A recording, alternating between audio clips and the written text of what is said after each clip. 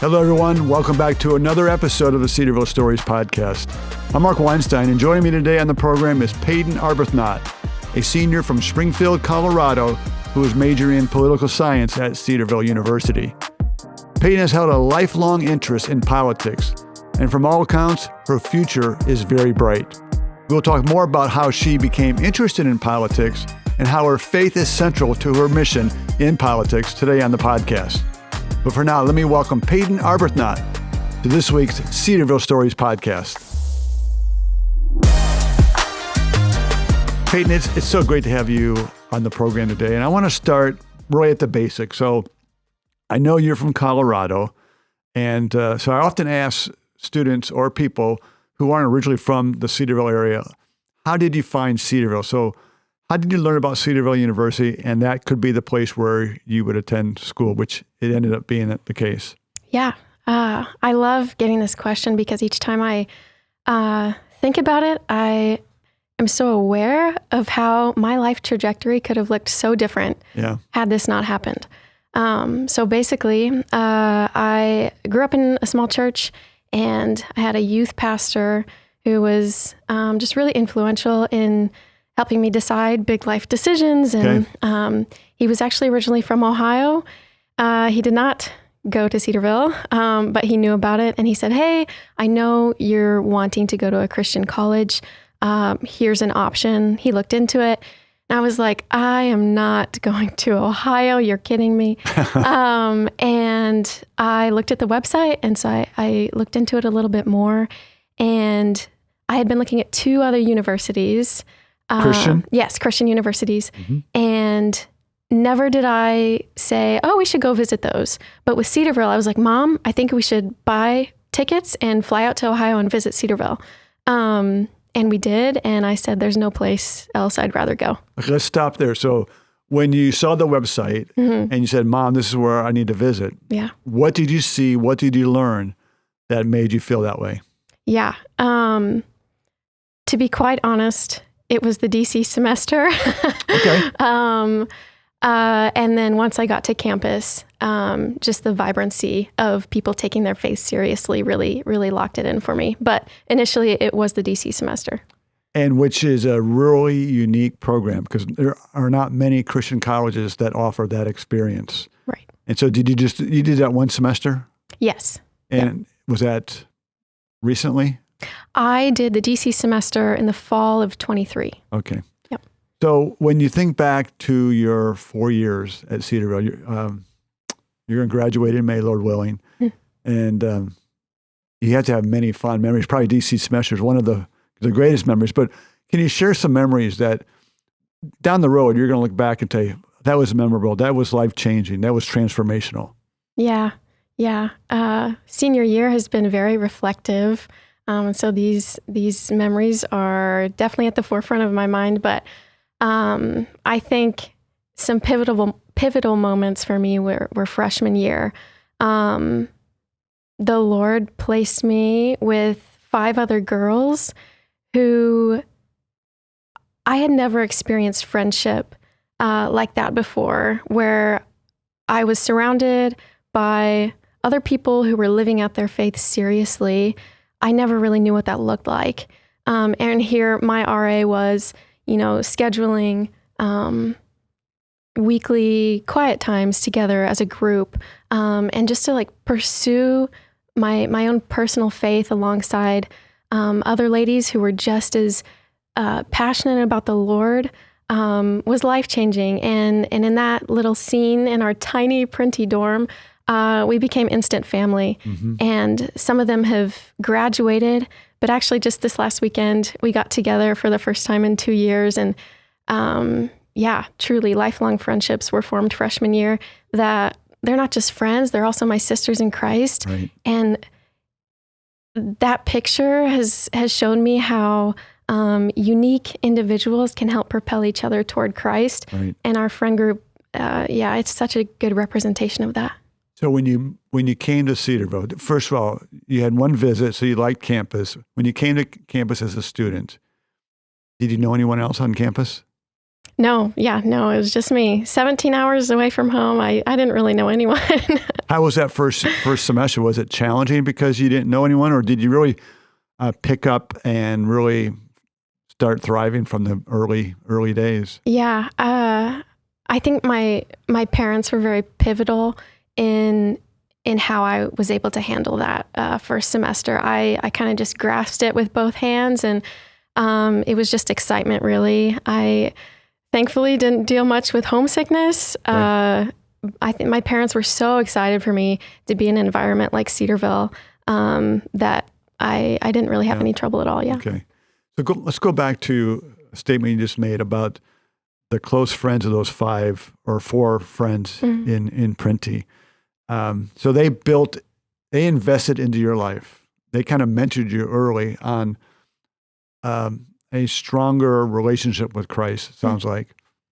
Have you had that opportunity yourself as a sophomore, junior, now a senior, to invest in other females on campus?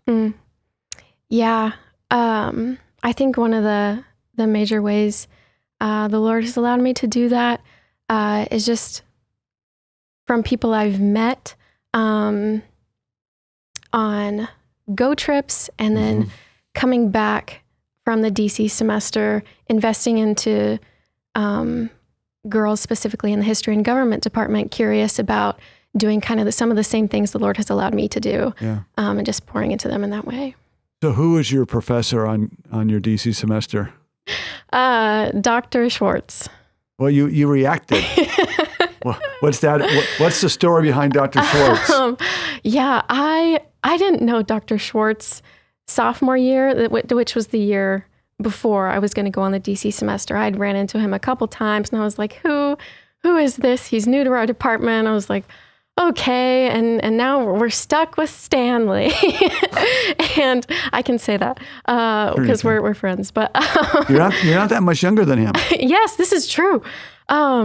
Anyways, I didn't know that much about him, and then we get to the DC semester, and I am just blown away just by his wisdom and intentionality in challenging his students, and we all greatly benefited from his sponsorship on the DC semester. He's a bright star on our faculty, and I'm so glad he chose to return to Cedarville where he got his degree, and he's a valuable contributor to the history and government department, I'm sure. So one unique element of Cedarville University, even among evangelical Christian universities across the country, is that chapel is a 5-day-a-week opportunity. Unfortunately, that's not like that at other Christian colleges. How is chapel, how has the daily studies, the worship, impacted your life in a way that maybe surprised you? Sophomore year, I realized what a privilege chapel is. We get to hear from so many gifted speakers, and then be intentional about how we respond to the things that they're saying. And so on a personal level, I felt very challenged by chapel. But one thing I want to highlight is chapel live streamed, which some people I've heard are like, why do we live stream chapel? But my parents and some of my grandparents are dedicated to watching chapel live, or at least listening to it. And quite honestly, since I came to Cedarville and since they've been exposed to what we get to be exposed to, it's produced exponential spiritual growth in my family.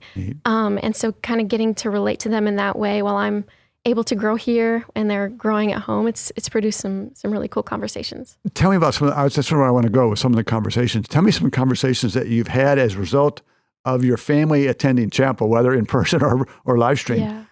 Can you pick a story or two about that? Okay. Man, there's been a lot. But I think 2 of the main conversations we've had have been about just life-on-life discipleship and the importance of the church as central to the Christian life. Church is not just a Sunday thing. Discipleship doesn't only happen in small groups. No. It's all inclusive.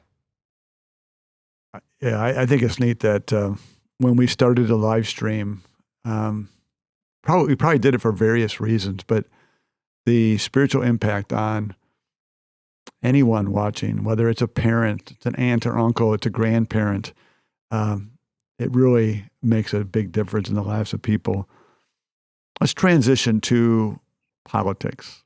Okay, I'm interested in hearing your story that when you realize politics was of great interest to you. I think there's an interesting story that when you would hear politics, you just kind of froze and got captivated. Can you take us back to those days? Yeah. So I answer this question a couple different ways. Just kind of thinking back to my youngest years, I would come home from elementary school and my mom would have Fox News on. Yeah. And I just thought it was so cool to know what was going on the other side of the world. And so it wasn't necessarily the politics specifically, but just kind of being informed about what's going on in the world. Why should we care? I developed that at a young age. And then I distinctly remember, I believe it was 5th grade or something, I was introduced or learned about Margaret Thatcher. And I was just kind of blown away at the fact that a woman could be that confident in a field of study that is so predominantly male. And not just be confident, but to lead well with integrity. And also learning that she came from kind of just a blue collar family. Her dad was a grocer. He owned a grocery store, and it was just inspiring to me. So what has that done for you in your confidence, in your vision for what you think the Lord is leading you? How did that really shape the Payton that is today? Yeah, I think as I got into high school, started thinking about what I was going to do, it elevated the bar that I set for myself. So a lot of my friends were going to go and be CNAs or whatnot, and like move back and live with their close to their family or do other things. And I was just like, the Lord has given me some of these passions.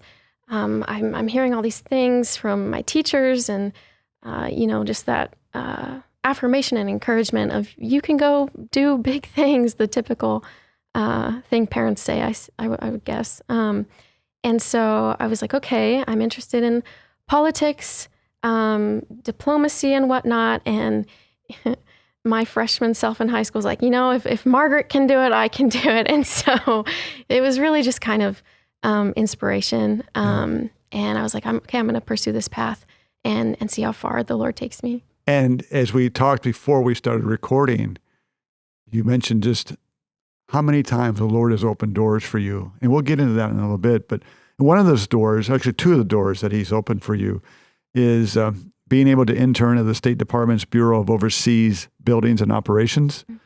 And then also to study abroad in France. How did those experiences shape you to who Payton is today? And what did you learn that's lasting in your life? I'll start with the State Department. I think that was kind of the culmination, or at least what I think of as the culmination of my time at Cedarville thus far. That was my first experience working a 9-to-5 job. And I think what I learned through that experience was just the importance of focusing on faithfulness. The job of an intern is so mundane. Yes. And I really realized the importance of taking initiative, living courageously, especially in a place like DC. You're as an intern, you're at the bottom of the totem pole. Right. And I realized, okay, in order to get the most out of this internship, I am going to have to humble myself, be willing to laugh at myself, and just adopt the spirit of a learner, and also take that courageous initiative to get the most out of the experience. Yeah. What did you learn at the State Department? Bureaucracy is annoying. And you still want to go into it? Yeah. I think I learned better how to serve my colleagues well. Just going back to what I said about recognizing the importance of faithfulness. Mm-hmm. As an intern, it's not like I was going to do any big thing or accomplish any great thing in the office. But what I could do was help my colleagues make their lives more efficient. And so the big picture takeaway is that the Lord places things before us to do, and we just have to be faithful, whether big or small. Yeah, so I think that was... So your role at the State Department is interesting and probably life-changing for you to a degree. How did it come about? How did you get the internship? Did that have anything to do with the DC semester, or how did the Lord open that door for you to become an intern at the State Department? Yeah, so with the DC semester, the students at Cedarville have to find their own internship. Okay. And so I began applying to various things, and at the last minute, on the day that the application was due, I was like, oh my word, I need to apply to the State Department. I really didn't think I was going to get it. I turned it in, like I said, I turned it in very last minute. I was just kind of hopeful, maybe that would happen. And a couple weeks later, I got an email, and I was in my dorm room just scrolling through some emails, and that one popped up, and I thought it was fake. I thought it was a phishing email. Yeah. But then I realized that I had got it, and that was... Why were you surprised? Well, it's a very competitive internship. Okay. And so, I was just lack of confidence. I just didn't really think I could do it. So did that internship instill more confidence in you? 100%. Even going into the internship, I was still a little like, what am I doing here? Very much imposter syndrome, living in DC, working, scanning into the office, going where people don't normally go. And that was transformative. That's great. Back to your study abroad in France. When was that opportunity? And was that an experience where you had to go out of your comfort zone to really embrace and learn? I love this question and the way you worded it, because prior to the DC semester and my semester in France, I did both of those my junior year. So I was away from Cedarville for a whole year, which was uncomfortable. But one of the things that I've held on to that my athletic director in high school would say is that you don't grow in your comfort zone. And so spending a year away from Cedarville was very much outside of my comfort zone. But that's the place that I experienced a lot of growth. And so, following the DC semester, I went home for 3 weeks for Christmas break. Had, a little time to process what happened on the DC semester, and then it was off to France. And that was a major transition. I had taken French at Cedarville for a year. Oh, wow. And the Lord is gracious and has given me a little bit more of an apt to learn languages. And so I'm definitely not fluent, but I can hold a conversation okay. And so I was really excited to go to France and practice that more. And one thing that I was nervous about going to France was finding a church. Mm-hmm. It's interesting. France is actually similar to Boston. It's, I might get the number wrong, but I want to say it's less than 3% evangelical Christian. Sure. And so I was like, Lord, how am I going to continue being a part of a local church while I'm on the semester in France? And so I looked online a little bit, did some research, and there was a couple churches that popped up, and I kind of browsed their websites. And one of them I visited when I first got to Grenoble. That's where I was at in the southeastern part of France. And it was barred up and spray painted. And I was like, well, not going to go to that one. And so I chose the second option. And I walked in the doors, and it was an evangelical gospel preaching church that had just actually moved buildings because they were getting too big. It was growing. The service was quite familiar to me. It seemed like a church I would go to in the States. And I got to talk to some people, quickly got introduced to one of the pastors and his wife. And she revealed to me that her parents were missionaries to America. Really? Yes. And so she knew a little bit of English, and we got to chatting. And she proceeded to invite me into her and her husband's home for Bible study every other week. And so I got to be a part of that. And that was huge. Okay, so speak to the commonalities of that church in France to what you attend here in Cedarville. I don't know where you go to church in this area, but how are they similar? And maybe how are they different other than the languages? Yeah. So they have a very similar setup just in terms of the service. I mean, we sang songs, we worshiped together, like 3 songs. And so in terms of structure, it's very, very similar. And then they also have small groups throughout the week. There's a youth group that we were invited to as well. So extremely similar. And then in terms of seeing God's hand in all this, can you speak to the comfort that you received because the Lord opened this door for you to go to this church that was similar to what you've experienced, and I assume you felt like God was leading you here, and it was a comfort. Is that true? 100%. I was taken aback just by the concept of the universal church. I'm, however many miles away from home. Yeah. And here the church is taking me in. We have no idea. We've never met before.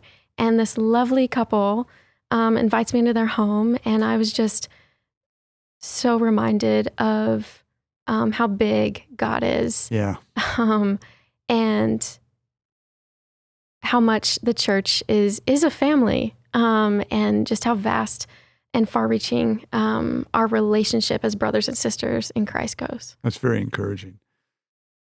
So, Payton, in our final few minutes together, I want to go down the path of politics. What's next for Payton? I know graduation is on the horizon.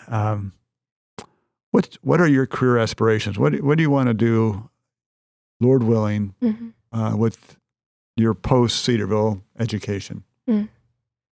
Yeah.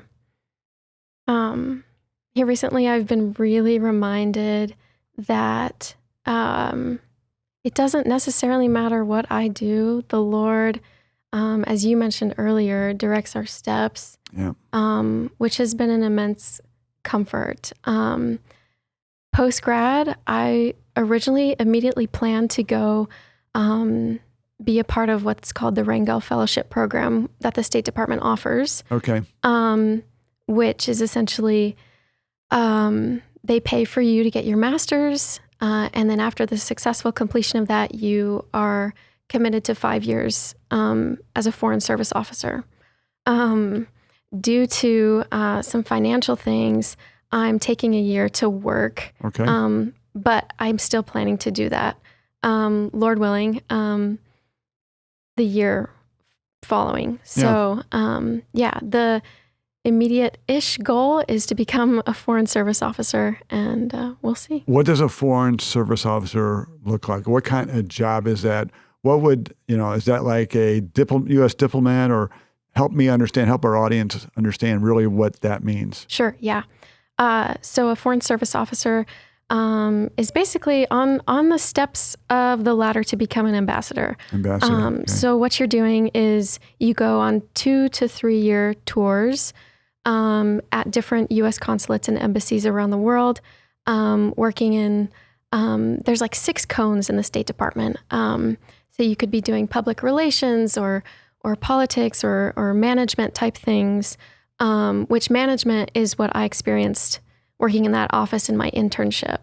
But yeah, they basically just work in U.S. consulates and embassies. So what areas fascinate you when you have all those opportunities? Where's your strength? Where's your interest, passion? Yeah. It's a little overwhelming.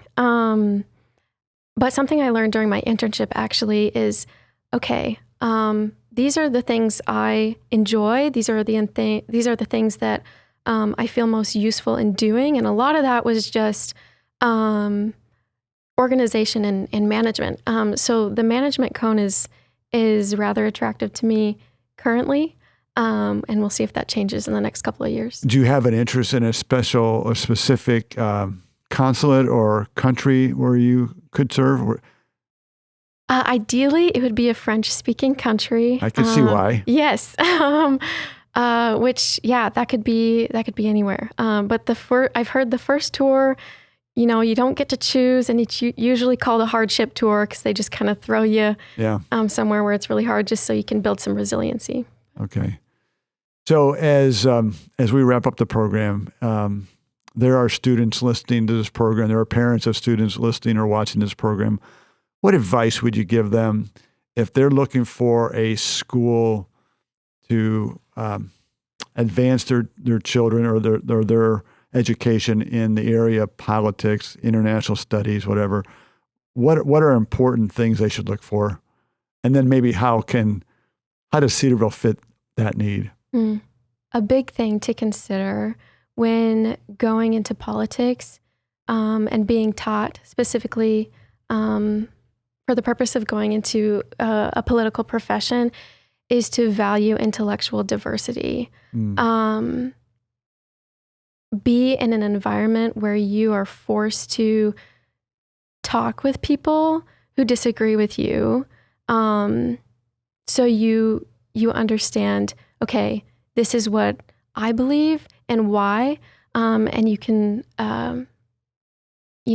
be able to form your own opinion and then articulate it well. Mm-hmm. I think that's huge. And kind of segueing into that, Cedarville, although we are a Christian institution, our history and government professors do a good job of giving us both sides, and allowing us to decide for ourselves. Okay, this is what I think, and why.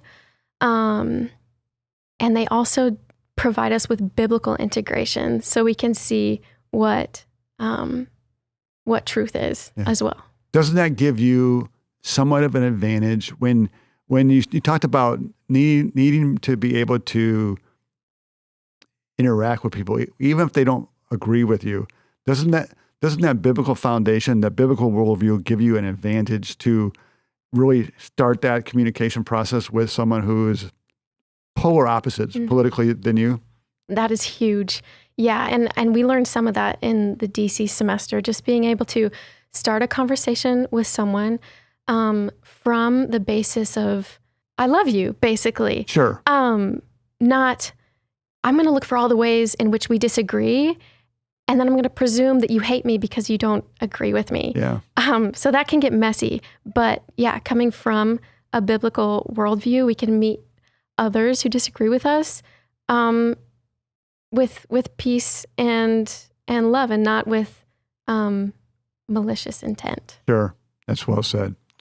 Well, I want to thank you for spending time with us. And let me speak to those watching and listening who are interested in politics, are interested in history and government, international studies, I really encourage you to look at Cedarville University as an option to study post-high school.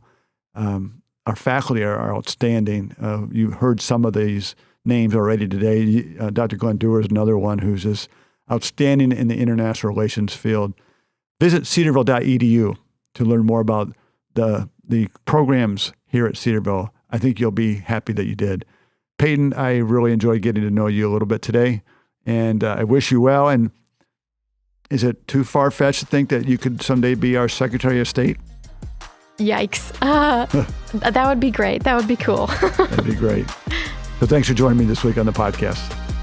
Thank you for listening to the Cedarville Stories podcast, brought to you by Cedarville University. Be sure to come back next week when we'll share another Cedarville story for God's glory.